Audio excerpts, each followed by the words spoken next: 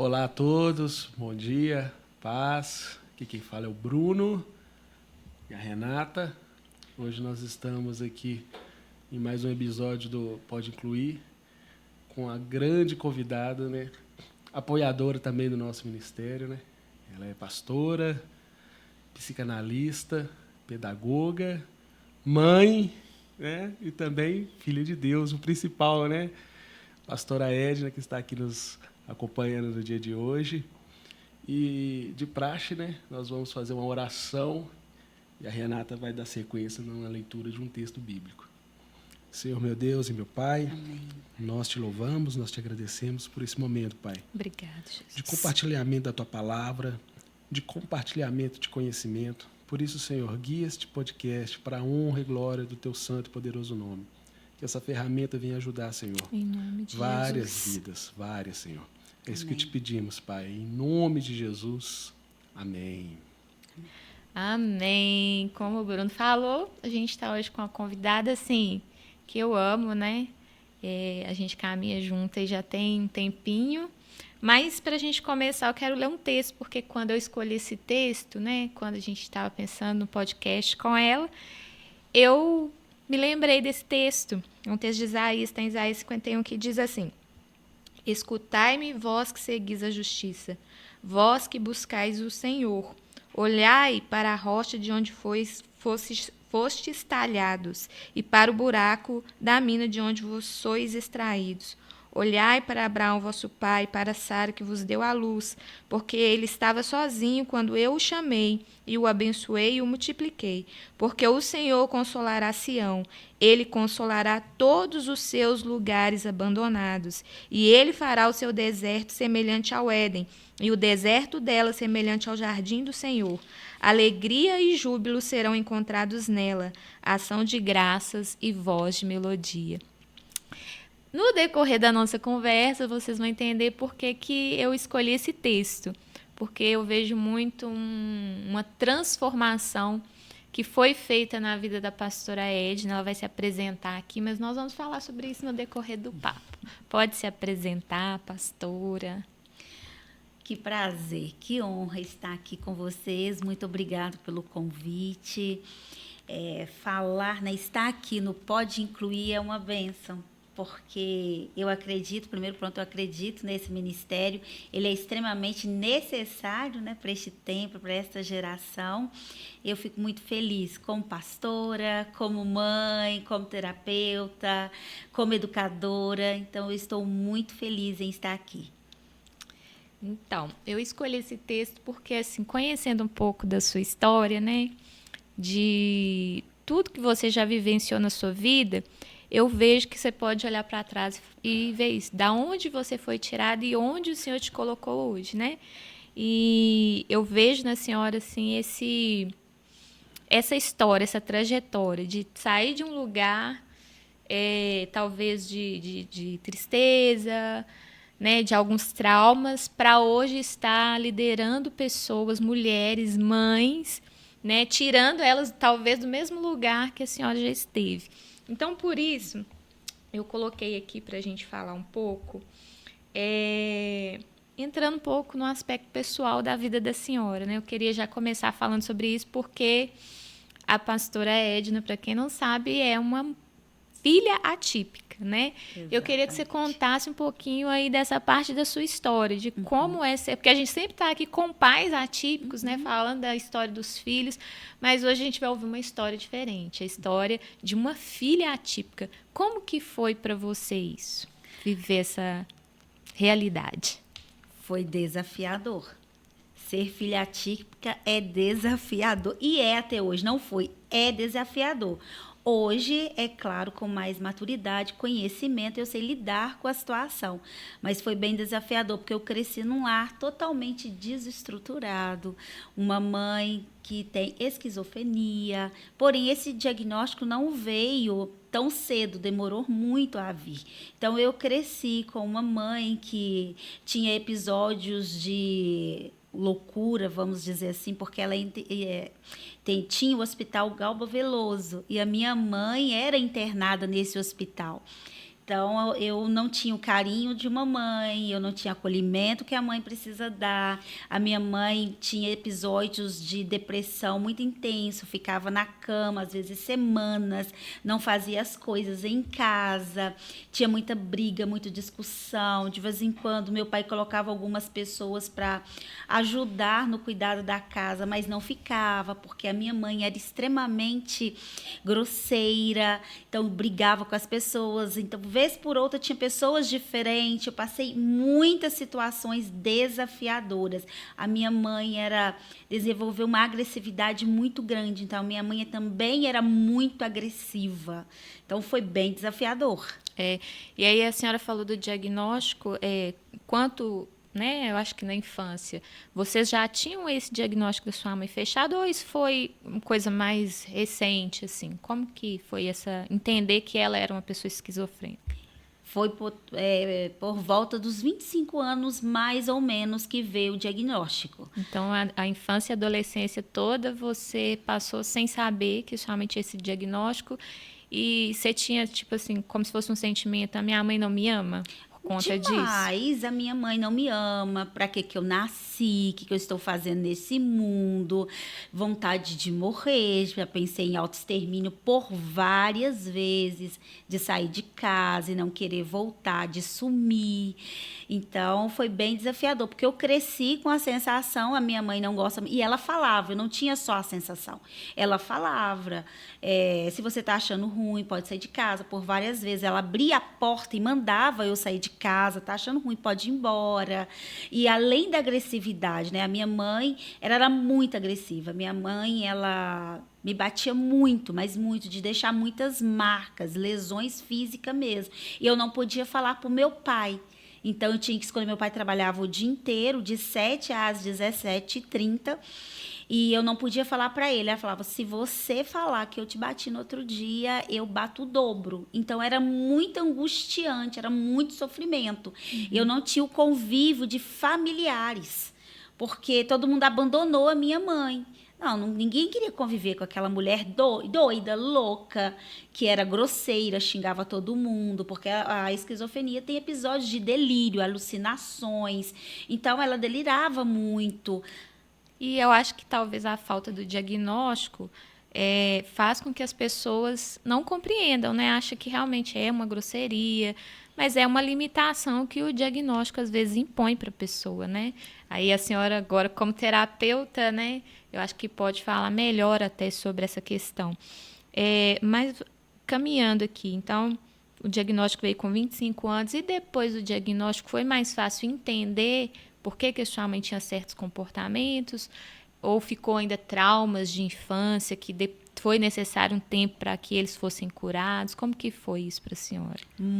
Foi necessário muito tempo. O diagnóstico, naquela época, é totalmente diferente de agora. Uhum. Hoje, quando recebe um diagnóstico, o profissional que dá o diagnóstico, ele tem mais, vamos dizer, empatia. Ele senta com a família, ele conversa, ele explica. Não, a gente simplesmente recebeu um diagnóstico. A Maria Aparecida, ela é esquizofrênica. E não é só esquizofrenia. Minha mãe também tem TOC. Uhum. Então, veio com várias outras comorbidades. E não teve esse apoio. Né? Não foi falado como lidar. Ele não teve aquele encaminhamento, né, para tratamento, essas coisas. Não. Então, assim, não foi proposto ali uma melhor terapia. Apenas sua mãe tem que tomar um remédio para o resto da vida. O diagnóstico é esse ponto. Acabou. Então, não teve nenhum apoio emocional para a família. E a família estava ali, cheia de lacunas, cheia de problemas emocionais. Não somente eu. Nessa época, eu já tinha minha irmã, meu pai também já tinha algumas situações, né? Já estava muito afastado da minha mãe, porque criou muita resistência, casado com uma mulher doente. E ele não sabia também lidar com aquela mulher, porque ele queria uma esposa e ele não tinha uma esposa. Uhum. Para cuidar, para amar. Então, ele também tinha muitas questões. Então, não foi fácil. Levou muito tempo para que eu pudesse realmente compreender e saber lidar com essa situação. Então, veio muitos traumas. Eu cresci com sentimento de abandono, rejeição. Eu cresci com aquela sensação que ninguém me amava, que nenhum lugar era para mim. Foi um trabalhar profundo de Deus na minha vida para chegar onde eu estou hoje. Eu sou literalmente a improvável, né? Está muito em alta falar essa palavra, improvável, eu me sinto exatamente assim. Uma mulher que, diante dos olhos da sociedade, não iria dar em nada. É verdade. Para quem não sabe, a pastora Edna, ela lidera um ministério, né, poderoso, né, mas com propósito, e tem tocado aí várias vidas. E no Instagram também, né, milhares, né? Quantos seguidores? 93. 93 mil seguidores, né? E essa voz aí tem alcançado aí milhares de pessoas, né? Amém. Glória a Deus. Amém. E eu acredito que, assim, a gente está falando desse processo, né, do diagnóstico. Então, hoje, a senhora já convive bem com o diagnóstico da sua mãe. E ela depois, né, que agora está mais comum ter tratamento. Ela faz algum tipo de tratamento ou não? Então, não fazem um tipo de tratamento. Porque, infelizmente, no meio do percurso, nós deparamos com a religiosidade. É importante, eu queria chegar nesse ponto, porque eu acho que é importante falar sobre isso. Porque, às vezes, a religiosidade demais exacerbada, ela atrapalha nos processos diagnósticos das pessoas. E eu queria que você contasse essa história da sua mãe para a gente deixar isso registrado. Porque a gente tem que saber separar corpo, alma e espírito. Nós não vamos entrar nisso porque não é o nosso foco aqui, mas quando a gente entende a palavra, a gente tem que saber que a gente tem que cuidar dessas 3 áreas da nossa vida e não pode espiritualizar todas as coisas porque acaba atrapalhando, né? Uhum. Então, conta pra gente por que a sua mãe não faz esse tratamento hoje. Então, pela graça de Deus, com 27 anos, eu me converti, né? O Senhor ali me pegou para Ele, graças a Deus. Houve uma conversão, uma mudança de rota. E nessa conversão, para a honra e glória do Senhor Jesus, todos começaram a ir na igreja, a minha casa, a minha família, os meus, né, meu pai, minha mãe, minha irmã. Deus começou um processo. Até aí, minha mãe fazia ainda um acompanhamento com psiquiatra, com psicólogo, tomava remédio. Realmente, uma pessoa falou que, ao chegar em casa, ela não precisava mais fazer nenhum tipo de tratamento e nem tomar remédio, porque ela foi curada, ela foi liberta. E dali em diante, minha mãe nunca mais tomou remédio, não quis ir mais ao psicólogo, porque ela agarrou aquela palavra. E, infelizmente, quando as coisas começaram a engrenar, começaram novamente o declínio. Então, muitos problemas novamente retornaram, brigas, situações familiares, porque a minha mãe parou todo tipo de tratamento para a esquizofrenia. Então, foi bem desafiador e é desafiador. Por isso que eu disse que é desafiador até hoje, porque a minha mãe não tem qualidade de vida e isso alcança a todos da família, né? Então, a minha mãe ainda é bem desafiadora. A gente se esbarra com esse problema, né, da religiosidade, mas e no meio dos transtornos, falando de transtornos, isso infelizmente acaba sendo um empecilho, né, de a pessoa conseguir um tratamento, dela fazer o que é necessário ser feito. É lógico que o espiritual caminha junto, eu acho que estão ligados. Sim. Mas a pessoa tem que saber separar, né? O cuidado espiritual, os 2 cuidados são necessários, tanto o espiritual quanto o médico, né? O terapêutico. Mas vamos caminhar, como a gente falou, a sua história, né? Tem muito a ver com quem a senhora é hoje.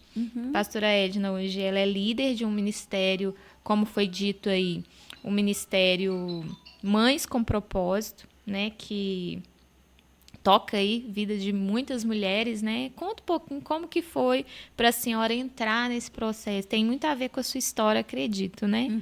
De liderar mães. É tão incomum, né? A gente vê, quase igreja nenhuma tem esse trabalho de trabalhar com mães. Como é que foi isso para a senhora? Sim. Depois da conversão, Deus começou um trabalho muito profundo, de me quebrando mesmo alguns fortalezas da mente, porque eu fui criada num lar muito desestruturado. Então, esse sentimento de rejeição, de não pertencimento, ele estava muito presente na minha vida. E Deus começou a trabalhar. E em 2015, Eu estava vindo de um processo muito intenso com Deus e um dia eu, ajoelhada no altar da igreja, o qual eu congregava, falando com o Senhor que eu não queria ser apenas uma pastora, mais uma pastora. Eu queria ser uma pastora que fosse certeira, uma flecha certeira nas mãos de Deus. E eu queria fazer diferença neste tempo. Existiu Maria, Isabel, Esther, Déboras da Bíblia, mas eu queria que existisse a Edna desse tempo. E ali, depois dessa oração, de momento de entrega ali com Deus, o Senhor falou comigo assim: cuide de mães. Eu falei: oi, Deus, como assim cuidar de mães? Eu não conhecia. Depois desse culto, eu não conhecia nenhum ministério que trabalhava. Eu sempre via culto de oração, né, intercessão, mulher, mas mães. Depois desse culto, eu fiquei tão impactada que eu falei: Deus, mas como assim mães? Pesquisando, na época era Facebook, e eu vi que tinha Desperta Débora. Mas não era aquilo, não era o Desperta Débora. E fui orando e o Senhor continuou falando: eu te treinei a vida toda para este tempo. Ou seja, toda a minha história, o que eu vivi com a minha mãe, aquele sentimento. Eu sei que tem o transtorno, mas o Senhor, ele usou o transtorno para que eu pudesse viver com muita intensidade, para que hoje talvez houvesse essa entrega da minha parte. Então, ele falou: eu te treinei a vida inteira. Cuide das minhas mães, ensine as minhas mães para que os filhos não passem o que você passou. Então, a partir desse momento, eu comecei a dedicar, a estudar mesmo sobre criação de filhos, a ler muitos livros, a entender as fases do desenvolvimento, além só do estudo acadêmico, também dentro da questão espiritual. A Bíblia, hoje eu leio a Bíblia e tudo ressalta para mim sobre filhos. É impressionante. Então, começou aí, Deus me dando uma direção em 2015, cuide das minhas mães, ou seja, cuide das mães. Ótimo, ótimo. A pastora Edna, ela coordena um café lá na nossa igreja, na Igreja Batista Amigos de Deus. Todo mês, né, o café com as mães, né? E a Renata, né, no braço com as mães atípicas. Como eu falei, também, a gente né? trabalha junto então, também, trabalham né? juntas aí desde 2021, né? Uhum. Já tem tempo. Já tem tempo. Glória a Deus. Tem. E assim, é maravilhoso, né? De vez em quando eu vou lá tocar um teclado, né? Dou um apoio lá. E tem sido maravilhoso aí esse trabalho. E, né, tem inúmeros testemunhos aí, né? Para dizer. E esse trabalho como pastora, mas eu acredito que também o seu trabalho hoje como psicanalista, terapeuta, né? Que está se especializando em transtornos, Sim. Inclusive, olha como que eu acredito que tem tudo a ver, né? Como que Sim. Deus desenhou a sua história, né? Como a palavra diz, Deus transforma todo mal em bem, Sim. né? E foi também para você escolher essa profissão hoje, tem a ver também com a sua história? Com certeza. Eu cresci falando que eu queria descobrir o que a minha mãe tinha. Quando eu estudava, não sei se você chegou a conhecer, tinha um caderno de perguntas e respostas. E esse caderno a gente brincava com as meninas, e a gente passava e tinha: qual profissão você quer ser quando crescer? Psicóloga. Eu queria ser psicóloga, porque eu falava que eu queria curar a minha mãe. Eu queria, além de entender, eu queria curar a minha mãe. Então, era o meu sonho. Porém, com a situação, a gente não tinha tanto acesso, né? Muitos anos atrás, a gente não tinha tanto acesso a faculdades como hoje. Hoje tem muitas mais possibilidades. Então, não deu para fazer a faculdade de psicologia. Mas Deus é tão bom que, com o decorrer dos anos, eu falei: mas eu posso me especializar. Podemos fazer pós em psicanálise, estudar. Então, eu estou vindo aí já há 3 anos de estudo dentro da área da psicanálise. E onde Deus tem permitido eu conhecer muito sobre transtorno, entender muito a minha mãe, saber lidar e ajudar não só dentro da minha casa, mas a todos, né? Até mesmo a família, a parentela, explicar o que aconteceu, o que a minha mãe tem e o que aconteceu. Então, hoje está havendo também até uma aproximação da parentela. Que bênção, né?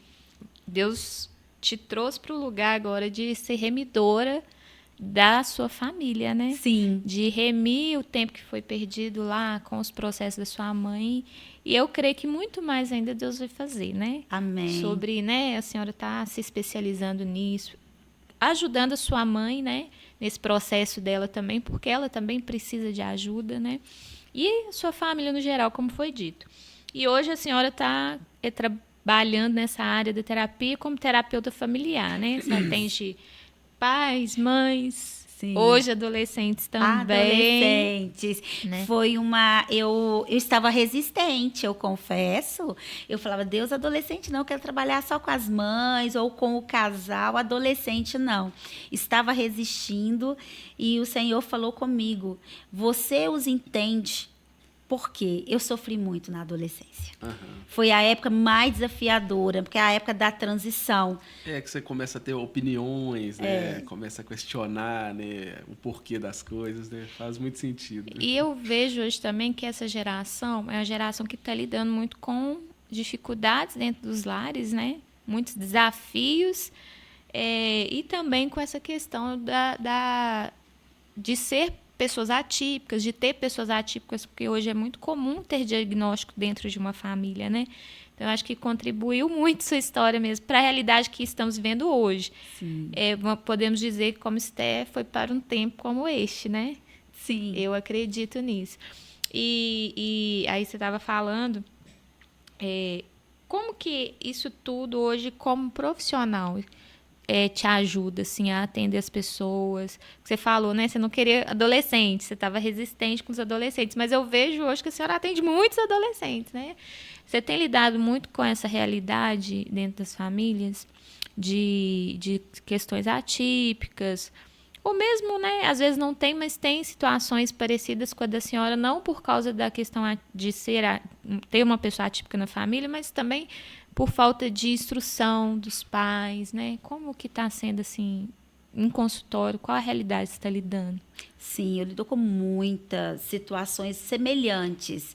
Primeiro, pela questão, a sociedade rotula muito, vamos falar do adolescente, rotula muito o adolescente. É uma fase desafiadora. Infelizmente, muitos ainda falam, né? Os adolescentes são aborrecentes. Então, já tem toda essa questão. Então, muitas mães me procuram para atender o adolescente porque está dando trabalho. Mas, na terapia, nós percebemos que o motivo pelo qual o adolescente está mais resistente à voz, está talvez ali desobedecendo, com alguns comportamentos, é reflexo do comportamento do pai, do comportamento da mãe. Então, além de situações, por exemplo, o adolescente não foi diagnosticado quando criança com TDAH, às vezes um TOD, com alguma dificuldade mesmo. Então, chega na adolescência, fica mais desafiador para toda a família. Então, eu lido muito com essa situação.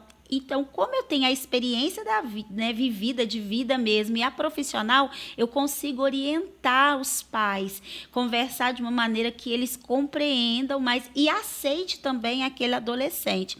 E família, né? Hoje, eu também tenho a situação do casal. Então, tem esses dias para trás, conversando com uma família, eu percebi que, por exemplo, o marido, ele tem TDAH. Então, isso traz muitas brigas dentro da casa, pela questão mesmo do transtorno. Porém, nunca foi diagnosticado, mas ele tem todo. O que eu fiz? Orientei e falei para procurar um profissional, um psiquiatra, para fazer uma avaliação, até mesmo para saber mesmo com o que está lidando. Então, eu consigo orientar com mais eficácia hoje as famílias, devido, graças a Deus, ao conhecimento. E isso é desafiador. A falta do diagnóstico causa transtornos a vida inteira da pessoa, né? O diagnóstico, eu falo sempre isso, o diagnóstico é libertador. Quando a pessoa sabe por que ela tem certos comportamentos, a família sabe, fica mais fácil você lidar com as situações, com as questões, né? Eu estou lembrando aqui de um testemunho recente que eu vi de uma mulher que passou o casamento inteiro com o marido que não conversava com ela. Ele não falava, ela falou que ele entrava em casa, entrava na caixinha do nada, ficava na caixinha do nada, saía, voltava. e recentemente descobriu que ele é autista. Sim. E ele tinha dificuldade de conversar, de desenvolver uma conversa.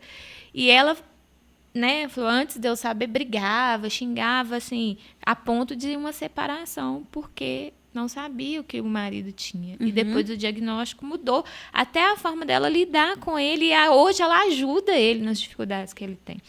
Então, a gente vê que, às vezes, né, falando dos adolescentes, a falta de diagnóstico prejudica, porque, às vezes, parece ser uma rebeldia, Sim. parece ser a criança ou o adolescente está não querendo receber a autoridade dos pais, Sim. mas às vezes é por causa de um diagnóstico, das dificuldades que ele enfrenta para falar o que sente, falar o que pensa, ou se relacionar mesmo com as pessoas, né? Então, eu vejo que a falta de diagnóstico hoje atrapalha muito e eu vejo que os consultórios estão tão cheios, né? Eu vejo a senhora lá com lista de espera para pessoas, né, querendo conversar, mas eu vejo que a falta de diagnóstico contribui muito para isso, né? Sim, depois que a minha mãe foi diagnosticada, isso traz um certo alívio, porque sabemos por onde ir, qual rota tomar. É como se a gente estivesse num carro e não tivesse uma rota, para onde nós vamos. Então, o diagnóstico é a rota. Então, tem as linhas terapêuticas, né, psicoterapêuticas, que é extremamente necessário. Após um diagnóstico, é também importante ver agora o que pode ser feito e ser fiel àquilo que é orientado. Porque acontece muito da falta de seguir o que foi orientado. Olha, você está fazendo tudo que o profissional te orientou, está fazendo a psicoterapia. Não, comecei, mas parei. Isso é muito ruim.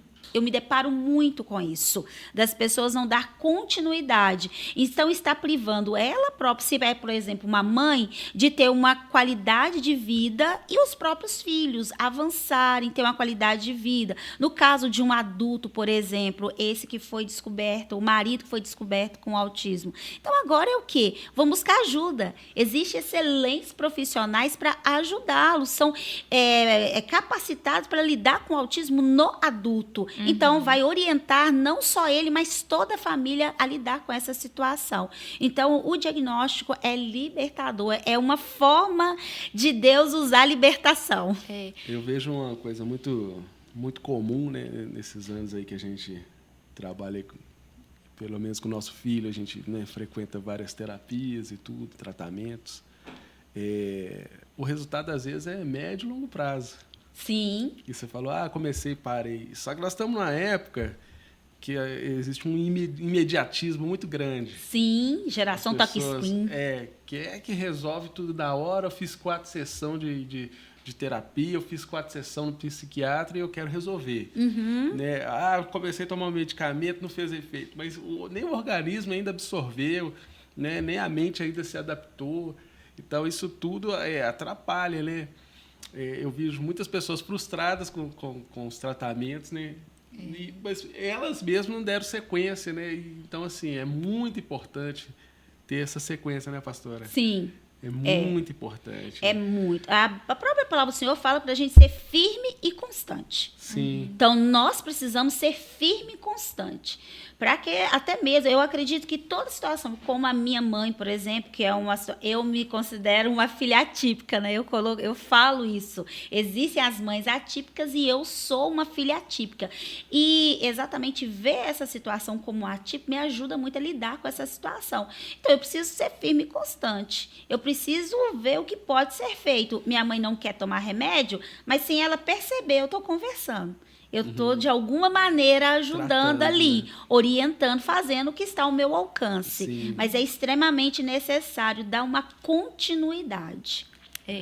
E é importante ressaltar isso, porque, é como o Bruno falou, né? Não é do dia para a noite. Não. E eu vejo também, às vezes é importante a gente falar, de pessoas também que não querem encarar a realidade. Sim. Né? Que a pessoa tem algo, que a pessoa precisa de ajuda. Às vezes a própria pessoa, mas às vezes a resistência da família também, né? Eu vejo hoje muita, né, falando de mãe, que a gente está nesse meio também, muitas mães que negam que o filho tem algo ou que ela própria precisa de ajuda em uma área. E isso atrapalha muito.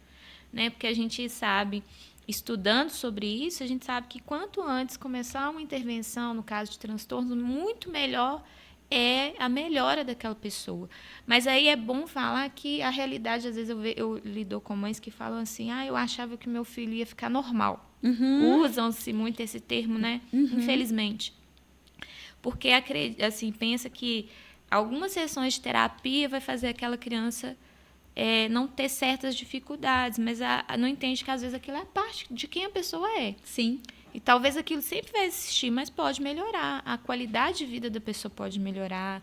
Então, é importante a pessoa também ser realista diante de um diagnóstico e saber que algumas dificuldades sempre vão estar ali. Sim. Elas podem ser melhoradas, pode ter uma medicação que vai ajudar a pessoa a lidar com aquela situação, mas elas vão estar ali.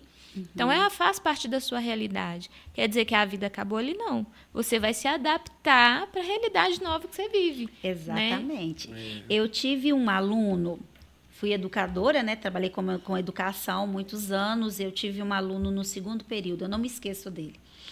Ele tem autismo e eu lembro que a mãe sempre fazia tudo que era necessário, tudo que estava ao alcance, tudo que era sugerido. Então, ele fazia terapia, ecoterapia, musicalização. E depois eu vi esse menino no 7º ano, o quanto ele avançou. Sim. O quanto ele desenvolveu. Então, assim, foi maravilhoso ver o avanço. Mas mesmo já com a idade ali de 13 para 14 anos, ele ainda continua fazendo tudo que é proposto. Porém, teve um avanço na socialização, no desenvolvimento acadêmico.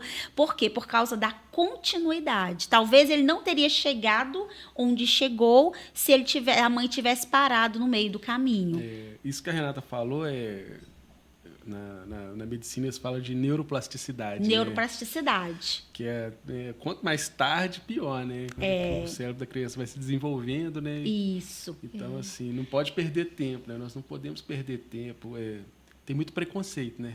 Muito. Com psicanalista, com psiquiatra, com psicólogo. Sim. E isso nós temos que quebrar isso, né? Até no nosso meio cristão, né, tem muito preconceito, resistência, né? Muita resistência e com essa área de saúde mental, saúde né? mental. É o que a gente falou há pouco, né? Não dá para espiritualizar. E hoje nós estamos vendo o tempo que parece que a saúde mental das pessoas está cada vez mais, como é que eu posso, prejudicada. Sim. Vamos falar assim, né? E glória a Deus que a igreja abriu a mente para isso. Agora eu vejo que houve um avanço muito grande em relação a isso. Ainda tem preconceitos, mas você já vê, né, cristãos que não têm dificuldade de falar que faz terapia, que foi no psiquiatra, que toma algum tipo de medicação, porque é necessário, né? Então, eu fico feliz por saber que já avançou, mas eu acho que ainda pode melhorar, né? Muito. A gente vê que infelizmente ainda tem muito preconceito nessa área, né? Muita resistência, né? Mas vamos falar aqui do cuidado, né? Que a gente tem feito lá com as mães, né? isso. Da inclusão, né? A gente está aqui, esse podcast chama Pode Incluir, porque a gente fala muito sobre inclusão também. E a gente faz uma parceria, né? Sim. Pastora Edna é pastora de mães, né? Agora tá indo para outros caminhos aí também, com os adolescentes, né? Mas a gente faz uma parceria também para cuidar das mães atípicas. Né? A gente também tem um café com as mães atípicas. Como nasceu no coração da senhora esse desejo também de cuidar das mães atípicas? A experiência na área educacional. Eu vi o quanto as mães se sentiam sozinhas, perdidas, sem uma orientação, sem uma ajuda mesmo. Porque, infelizmente, muitas mães atípicas são abandonadas pelo seu marido, pela sua família. Já ouvi, por exemplo, uma mãe atípica falando: a minha mãe não gosta que eu vou nem na casa dela, porque meu filho é desafiador, meu filho é mais agressivo, meu filho, por exemplo, um filho que tem TOD, né? Então ele é desafiador. Então a mãe, imagina, a mãe proibindo o seu filho, o neto, de ir na casa. Então isso traz muito sofrimento para a mulher, para a mãe. E eu cresci Eu cresci, não, perdão. Eu trabalhei ouvindo muito isso na escola.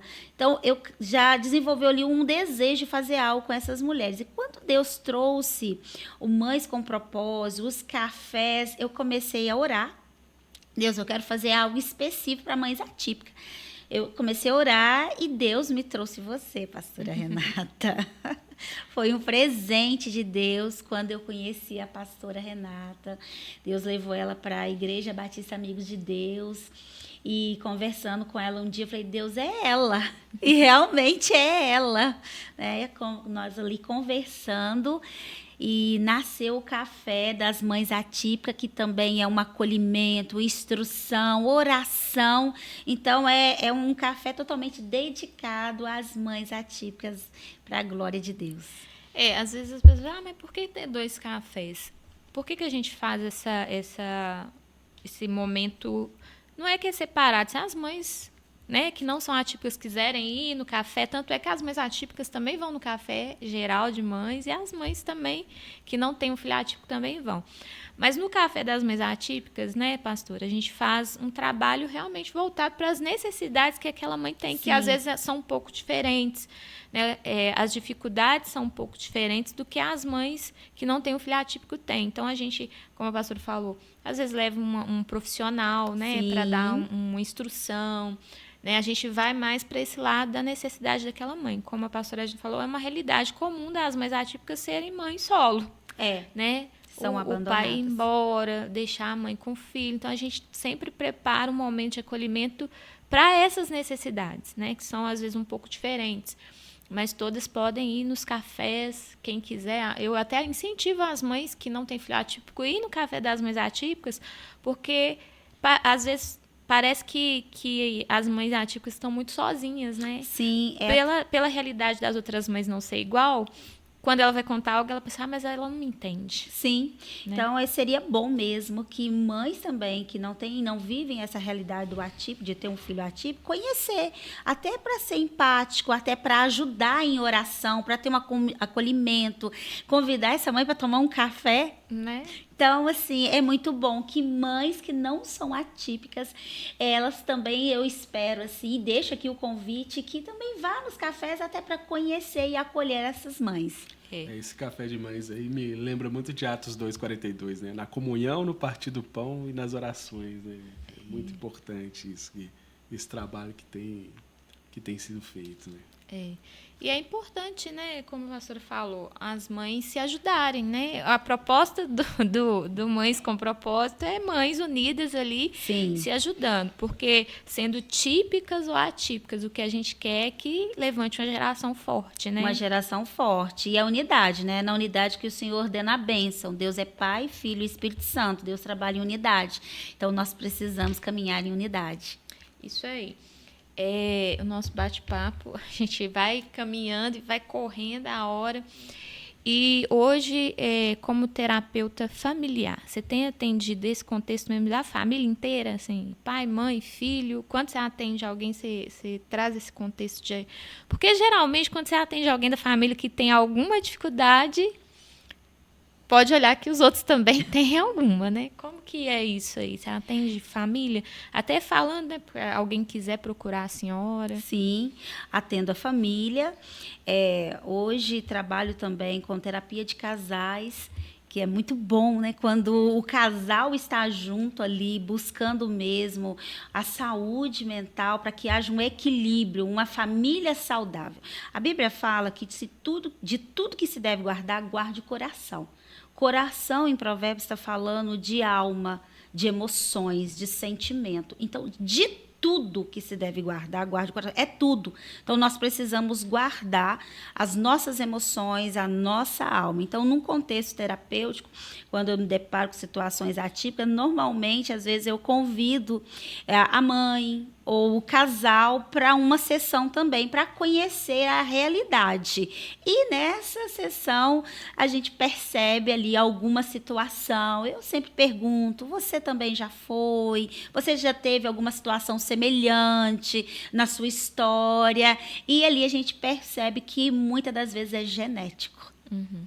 E falando hoje da saúde mental no nosso meio, né, que é o meio cristão, o que a senhora acredita que pode ser feito para que isso seja mais aceito nesse meio? O que a senhora acha que pode ser feito em relação a isso? Para igreja, no geral, né?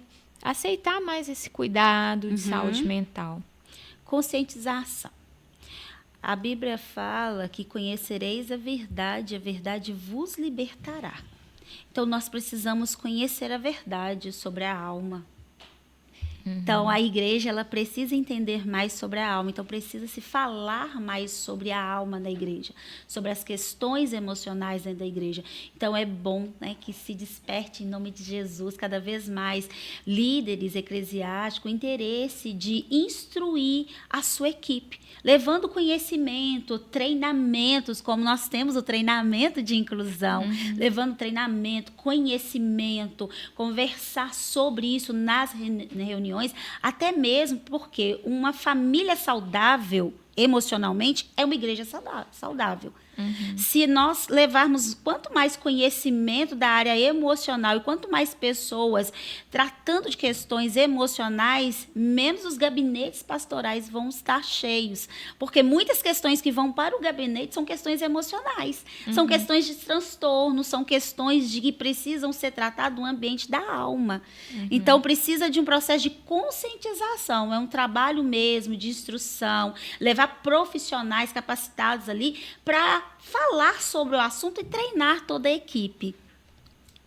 Isso é importante, né? No nosso caso aqui da inclusão também, a gente tem trabalhado muito com essa questão da conscientização, porque acho que é o primeiro passo. É o primeiro passo. Né? Antes de você fazer qualquer tarefa, por isso que na nossa igreja, quando a gente propôs, né, o inclusão, foi primeiro os treinamentos, falar sobre o assunto, e a gente ainda fala, porque essa conscientização, o conhecimento, como a senhora falou, ele liberta também. Liberta. Ele ajuda a pessoa a compreender. Então, realmente, acho que esse é o primeiro passo, né? Trazer essa conscientização, essa compreensão de que tudo bem você ter questões emocionais, todo mundo tem. Todo mundo precisa. Eu até brinco, todo mundo tinha que ter um terapeuta para chamar de seu. Porque todos nós precisamos, Sim. né? Num dado momento da vida, alguns são mais fortes, resilientes nessa parte, mas tem outros que, né, têm mais dificuldade para lidar com as questões emocionais, e é necessário, né, que se levante mais pastores. Sim. Que também são terapeutas, né? Porque acaba que o pastor faz um pouco esse papel de psicólogo. Você entra ali no consultório, ele escuta. Né? Eu brinco que Deus me deu um ouvido, né? Esse aqui, ó. Às vezes as pessoas só querem, né, só falar, só às vezes desabafar. Sim, né? a cura vem pela fala, né? Uma das formas da pessoa ser curada nas suas emoções é a fala. E a questão, por exemplo, vou dar um exemplo meu.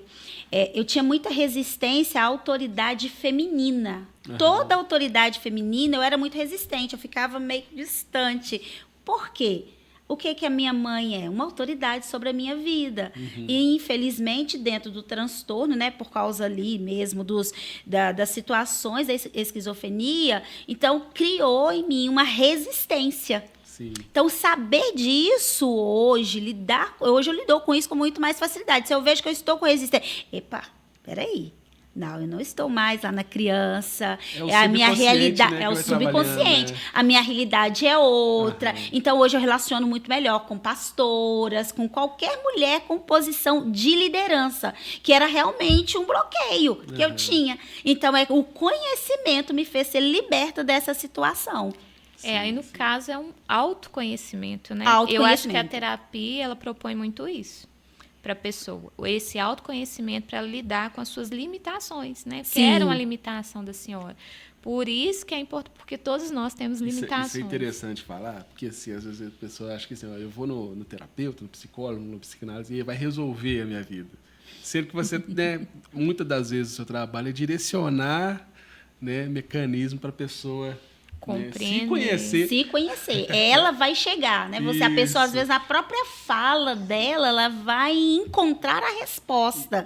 Isso. Não, eu tenho sempre problema com mulheres. Tá, mas você tem problema com mulheres? Me fala um pouco da sua história. Aí a pessoa vai buscando, ela vê que a situação dela é com a mãe dela. Sim. Então, fala, nossa, eu nunca tinha parado para pensar. Sim, sim. Por que eu tô falando isso? Eu toco de novo nessa geração imediatista. Sim. Que é algo assim, que resolve e que troca e que compra e põe outro novo. E a mente, a nossa vida não é assim, né, cara? Não tem como. Não. Né? Substituir, né? É trabalhar, né? Trabalhar dia após dia, né? Nós estamos num processo, eu acredito que hoje todo psicoterapeuta está num processo de conscientização do desaceleramento. Aham. Porque as pessoas estão extremamente aceleradas. Então, nós estamos a geração mais ansiosa. O Brasil lidera rankings de pessoas com ansiedade. Nossa, não sabia. Então, nós estamos trabalhando exatamente para o desaceleramento das pessoas. Porque é ali o tempo todo muita informação, o tempo todo é o mediatismo. Então, muita informação. O cérebro não está preparado para isso. Nós somos processual. É um passo de cada vez. Então, essa enxurrada de informação então, está trazendo ali uma aceleração e ansiedade. E muitas dessas informações, né, vem muito aqui, nem é do que a gente precisa, né? Não. A gente precisa de tanta informação Não. assim para o nosso dia a dia, mas a gente vai escavando, né? É uma coisa assim, que o ser humano está caminhando para esse lugar. Aí a senhora falou, né, que eu tenho que... Quando eu vejo que eu estou resistindo a uma liderança feminina, isso é um treinamento da mente, né? Treinamento. Tudo é treinamento. Então, eu tinha um mau hábito e eu estou desenvolvendo um bom hábito. Então, eu estou treinando a minha mente para quê? Mulher, não, ela não é a minha mãe. Ela é uma outra realidade. Eu estou numa outra realidade, numa outra época. Então, é um treinamento. Eu gosto muito do Augusto Cury, né? É um psiquiatra conhecido no meio Sim. cristão, né? Escreveu vários livros. Eu lembro que um dia eu faço um exercício que ele ensinou. Ele falou assim, toda vez que vier sobre mau pensamento, e é mais ou menos o treinamento da mente, quando vier um pensamento ruim, nos primeiros 5 segundos, é o descarte do lixo. Você vai... Você tomou consciência daquele pensamento, você vai substituir por outro. Sim. Um pensamento bom, que seja a Bíblia. Se A você Bíblia. fizer isso com a Bíblia, glória a Deus. Gente, como que dá certo? Parece que aquele pensamento, ele dissolve assim e você vai treinando a sua mente. Porque a nossa mente, parece que ela é... Vou usar a palavra viciada, eu não sei se é essa. Se você começa a pensar muito em algo... Aquele pensamento se torna recorrente. Sim. Toda hora, todo dia você vai ter aquilo. Mas quando você... Como ele falou, você tomou consciência. Começa a trocar o pensamento, sua mente vai começando a trabalhar da forma que... É o domínio. Eu acho que é aí que entra no domínio próprio. Domínio próprio. É fruto do Espírito. Fruto né? do Espírito. É o DCD, né? Ele fala do DCD. Duvide, critique e determine. Então, nós precisamos duvidar. Mas será? Critique. Mas por que eu estou pensando nisso? De onde que isso vem? Faz sentido? E determine. Não, eu não vou pensar, eu sou filha de Deus, eu sou uma pessoa relacionável, no meu caso eu sou líder, então eu preciso lidar com todas as mulheres. Então, duvide, critique e determine. O determinar está no domínio próprio, e é um dos primeiros mandamentos de Deus, domine, né? Domine sobre a terra. Então, nós precisamos dominar, inclusive, a nossa mente. Dar uma voz de comando. Não, eu não vou pensar nisso. E desfoca. Então, o desfoca na Bíblia, desfoca no louvor, desfoca num projeto novo que está envolvido. Então, DCD. Ótimo. E é tão interessante falar sobre isso, porque às vezes as pessoas estão nos assistindo, não têm essa consciência, né? Sim. De que ela pode trocar um pensamento, que ela pode mudar um comportamento, só que é um processo. Nós somos E processual. a gente está falando, a geração ansiosa talvez não consegue se livrar de muitos traumas, de coisas que passaram, porque não tem essa paciência de treinar a mente. Dá trabalho. Toda hora que você pensa assim, toda hora eu tenho que mudar o meu pensamento. e tomar essa consciência, porque senão a nossa mente domina a gente de uma forma ruim, vamos falar assim. Porque a gente não tem se a gente não domina, ela domina a gente. Ela vai ficando adoecida, né? É. Ela vai adoecendo e a pessoa ela vai começando um processo de autodestruição. Destrói sonhos, projetos e acaba destruindo o próprio corpo. A pessoa passa a não se cuidar, alimentar bem, não fazer nada, um exercício físico. É um processo de adoecimento, mente, corpo e espírito. Porque se a pessoa também não está com uma mente saudável, ela não vai ter um espírito saudável. Porque nós não tem como separar. Nós somos corpo, alma e espírito. É interessante que para as pessoas chegarem no auto-extermínio, ela vai Sim. morrendo Sim. gradativamente. Gradativamente. Na mente primeiro. Na né? mente primeiro. É. E aí a senhora falou, né? Somos corpo, alma e espírito. Eu estava pensando aqui nas mães atípicas, né? Como é importante, talvez, para elas fazer uma terapia. Eu acho que todas as mães deviam fazer uma terapia, mas para a realidade da mãe atípica, eu acho que era extremamente necessário. O filho entrou para o consultório, ela também entrar para algum e fazer esse autoconhecimento, né, das dificuldades, poder expressar o que ela sente, sem julgamentos, porque eu vejo hoje que, infelizmente, as mães atípicas às vezes enfrentam muitos julgamentos, né, da sociedade, da família. E eu vejo que às vezes elas correm até de estar num café, porque ela acha que tem medo de chegar ali e ser julgada naquilo que ela vai falar. Importante ressaltar que o nosso café é um momento de escuta também, né? Sim. A gente dá total liberdade para que elas falem. Às vezes a gente escuta até umas coisas assim, bem, né? Mas é a realidade daquilo que aquela mãe está sentindo. É importante ela pôr para fora o real sentimento. Eu já ouvi de mães assim, eu queria jogar o meu filho fora. Sim.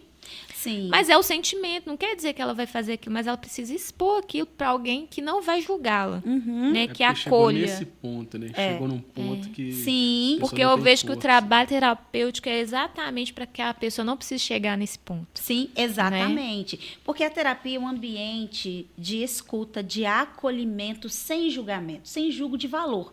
Então, a pessoa ela tem a liberdade de falar aquilo que está na alma dela, aquilo que ela pensa, que ela não tem coragem, às vezes, de falar nem para ela mesma. Então, ali numa conversa, num acolhimento, ela coloca para fora. E quando ela coloca para fora, ela toma consciência do que ela está falando.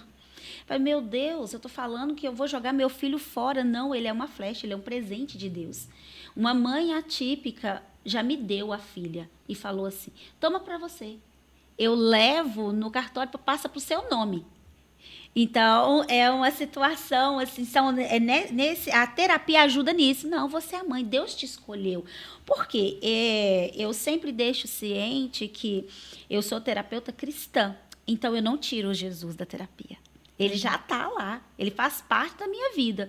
Então, eu trabalho ciência e fé. E eu deixo isso claro para a pessoa. Olha, eu sou terapeuta... Podem andar juntas, podem. Né? Inclusive, é uma ferramenta poderosa. Exatamente, eu sou terapeuta cristã. E se a pessoa não quiser que eu fale de Jesus, então eu convido ela a procurar outro terapeuta, porque tem profissionais que são exatamente, não vão falar. Mas eu trabalho ciência e fé, então eu vou falar de Jesus nas minhas terapias. E Ótimo. A rotina da mãe atípica é bem diferente, né? Porque não é só levar o menino na escola e uma atividade, né? São várias terapias, são medicamentos. Cansativo. E aí ela vai se desgastando ali muito mais e deixa de cuidar dela. A questão, se a mãe atípica ela fizer uma terapia, eu acredito que vem uma questão até no casamento. Então, vai melhorar a qualidade no casamento. Eu acredito que diminua muito o número até de divórcio. Agora, tem muito a questão assim, a terapia é muito caro. Existem associações que fazem valores acessíveis. Existem a igreja que trabalham com atendimentos gratuitos. Eu mesmo tenho uma quantidade de atendimentos gratuitos que eu oferto na igreja. Então, a pessoa ela precisa estar disposta a procurar. É verdade. Procurar uma ajuda, né? Procurar uma ajuda. Então, às vezes a pessoa se acomoda tanto naquela realidade dela que ela, não vou fazer que não vai dar certo. Mas, gente, eu já fiz terapia. É maravilhoso. Você poder conversar com alguém que não vai julgar realmente, né? E conhecendo a palavra de Deus, né? Se todos pudessem procurar uma terapeuta cristã, é ideal. Porque a pessoa vai te orientar ali nos seus processos dentro que a palavra, é a verdade da palavra, né? E a ciência e a fé elas devem caminhar juntas. Sim. Eu acho que quanto mais as pessoas procurarem mesmo um conhecimento, vamos falar dessa terra. Uhum. Eu acho que os conhecimentos de Deus e espirituais têm que andar juntos com o conhecimento dessa terra. Sim. Né? A igreja precisa envolver mais com isso. E falando de saúde mental hoje, nos dias de hoje, muito mais necessário ainda. Sim. Né? O nosso tempo está acabando. Ô, Jesus. Mas, assim, eu queria que, nesses momentos finais agora, a senhora deixasse uma mensagem para aqueles que estão passando pelo desafio de ter alguém com a saúde mental prejudicada, ou com transtornos, ou a própria pessoa que está passando por esse processo e não tem coragem de buscar ajuda. Qual que é a mensagem que a senhora quer deixar para essas pessoas? Sim, nós falamos aqui sobre terapia, falamos sobre o evangelho. Eu, por experiência, a terapia, ela ajuda, ela é uma ferramenta que Deus usa, mas o que realmente cura e liberta é Jesus. Eu só estou no lugar que eu estou hoje porque eu conheci Jesus, porque eu entrei num processo profundo de perdão da minha mãe. Eu cresci não amando a minha mãe. E eu falava que eu ia ser o escândalo do velório da minha mãe, porque eu não amava a minha mãe. E em Jesus, eu aprendi a amar a minha mãe, entender a minha mãe, aceitar a minha mãe, e por isso hoje eu consigo ajudar outras mães. Então, Jesus, ele continua e sempre vai ser o caminho, a verdade e a vida. Tudo que nós temos nessa terra são ferramentas que o próprio Deus deixa aqui para nos ajudar, mas ele sempre será o caminho. Eu lembrei daquela música que fala: dono de toda a ciência. Ele é o dono da ciência. A ciência não exclui quem Jesus é, muito pelo contrário, ela confirma. Exato. Gente, eu estudando, eu falei isso, eu vou só fazer esse comentário, estudando psicopedagogia, né? E tem muita aula científica, Sim, né? demais. Você estuda muito nessa área. E às vezes tem coisa lá que eu falei assim, gente, está na Bíblia. Exatamente. Que eu estou estudando está na Bíblia. Então, assim, a palavra de Deus, como a pastora falou ali, né? Que hoje é a bússola do cristão, é a palavra. Tudo que a gente precisa está aqui. E você falou, né? Jesus, ele é quem faz a gente conseguir viver esses processos, né? Às vezes as pessoas me perguntam, e às vezes fala do Rubem, né? O Rubem nem parece que ele é autista, que ele tem as dificuldades que ele tem. Mas gente, eu falo, é Deus na nossa vida. É Deus. Né? Deus que tem sustentado a gente no processo. Então, a gente não sente pesado cuidar do Rubem com as demandas que ele tem, porque a gente vê que tudo é propósito de Deus na nossa vida. Sim. Então, como a senhora está aqui, eu vejo que, pela vivência que a gente tem com o Rubem, é que a gente está aqui hoje num podcast falando sobre inclusão. Sim. Um podcast podendo trazer informação para as pessoas. Né, para as pessoas não passarem por esse processo com mais leveza. Sim. Porque passar, a gente vai ter que passar, a gente vai ter que viver a realidade das dificuldades do Rubem e ajudá-lo nas dificuldades. Então, Deus permitiu tudo que a gente vivenciou até hoje e permite a gente ainda viver algumas coisas para que a gente possa alcançar o coração das outras pessoas que estão passando no mesmo processo. Né? É como se a gente estivesse pavimentando a rua para as outras pessoas passarem. Sim. Né? E em Deus, eu acredito que o processo que nós passamos é forjando o caráter e gerando o óleo da autoridade. Então, os processos que nós passamos é o prensar da azeitona para que gere o azeite ali. Então, a gente literalmente tem uma autoridade do céu para fazer o que estamos fazendo, porque o próprio céu nos escolheu para passar por esse treinamento. E hoje, tanto você quanto eu, Deus também permitiu usar a ciência. Né? Então, é tudo por Ele e para Ele. Eu lembrei também, só para a gente finalizar, ele está acabando, eu ouvi uma frase falando que Deus ele corta na nossa carne para curar outros. Mas isso é exatamente o que foi feito com Jesus. Sim. Quando a gente fala que é cristão, o que é cristão? São pequenos cristos. Então, se a gente fala que a gente é cristão, o mesmo que foi feito com Jesus vai ser feito conosco. Ele vai nos prensar, vai fazer a gente passar. Por que Jesus fala, né? Que se assim mesmo tome a sua cruz e siga. Foi o que ele fez. Então, a gente é exemplo daquilo que foi feito com Jesus, né? O Senhor cortou na nossa carne, mas através daquilo que foi feito em nós, outras pessoas podem também alcançar a cura, né? Amém. E nosso tempo terminando acabou. aí, né? Fazendo nossas considerações finais. Na verdade, Agora eu não quero nem falar do podcast de inclusão, eu queria honrar a pastora Edna. Amém. Amém? Amém. Pastora Edna, eu até me emociono, né?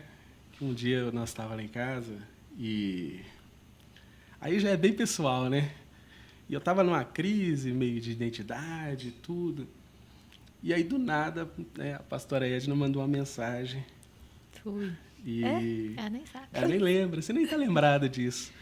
E você falou assim, olha, eu estava aqui em casa, mas eu queria falar para você, Renata, que você e o Bruno, vocês vão ir muito longe, que vocês são pessoas de Deus, que vocês são humildes e tal, que Deus está me falando, que vocês vão ir muito longe, que foi Deus que colocou você no meu caminho e tal. E aí, cara, você falou isso, e falou de mim e dela, e a gente estava numa conversa, né, muito séria e tudo. E aí, no outro dia, o pastor Ricardo me ligou e falou assim, olha, eu estava orando a Deus e eu queria te ungir a pastor. E Que foi assim, legal. logo após a sua palavra, né? Isso, assim, impactou muito as nossas vidas. Amém. Um outro momento, quando nós chegamos, né, na IBAD, tinha muita coisa para a gente tratar da nossa vida. E aí a Renata sempre quis muito trabalhar. E a primeira oportunidade de trabalho, né, no corpo foi a senhora que proporcionou para a Renata. Né? Então, assim, muita gratidão. Amém. E eu lembro também, alguns meses antes, você teve uma palavra profética. Você falou, olha, Renata, eu te vi com um cajado na mão. E passou, assim, poucos meses, né? A Renata, o pastor Ricardo ligou, olha, eu estava orando. E o pastor conversou comigo, o que você acha de eu consagrar a Renata, pastora, só consagra com a bênção do marido? Eu falei, você já tem uma palavra, várias palavras proféticas, né? E você confirmou isso também, com outras palavras que recebemos. Amém. Então, assim, além de todos esses títulos, você também não abandonou a voz profética, né? Aquilo que Deus tem te falado. Então, muito obrigado. Amém. Muito obrigado. Amém. Deus abençoe a todos. Amém. Até Muito mais. obrigada, pastora Edna, pela sua presença. Estamos juntos, né? Estamos Junto juntos. e misturado, porque faz parte da nossa realidade, né? E Deus une propósitos. Une né? propósito. E esse foi o nosso episódio de hoje, agradecendo ela. Pode se despedir das pessoas, pastor, para a gente terminar. Foi uma honra estar aqui com esse casal tão abençoado, que é uma flecha certeira nas mãos de Deus aqui na terra. Obrigada. Amém. E obrigado, pessoal.